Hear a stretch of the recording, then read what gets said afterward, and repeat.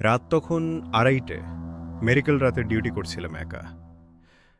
হঠাৎ ইমার্জেন্সি লাইটটা team team করে উঠল, আর রিসেপশন থেকে ভেসে এলো মর্গের দরজা খোলার শব্দ। কিন্তু মর্গ তো স্বয়ংক্রিয়ভাবে খুলে না।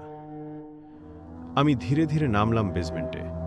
চারদিকে দূষিত গন্ধ, ঠান্ডা স্যাঁতস্যাঁতে বাতাস। মর্গ নম্বর 7-এর সামনে গিয়ে দেখি দরজাটা আধ খোলা। ভেতর থেকে একটা স্ট্রেচার ধীরে ধীরে বেরিয়ে আসছে নিজে নিজেই। স্ট্রেচারের ওপর সাদা কাপড় ঢাকা দেহটা নড়ছে, ঠিক যেন শ্বাস নিচ্ছে। আমি ভয়ে কাপড়টা সরাতেই শরীরটা চোখ খুলল, লাল রক্তমাখা চোখ, আর মৃদু গলায় বলল, ডাক্তার, আপনি কি আমাকে আবার অপারেশন থিয়েটারে ফিরিয়ে দেবেন? আমি স্তব্ধ হয়ে গেলাম, কারণ যে রোগীটা কথা বলল তার মৃত্যু হয়েছিল ঠিক 5 ঘন্টা আগে।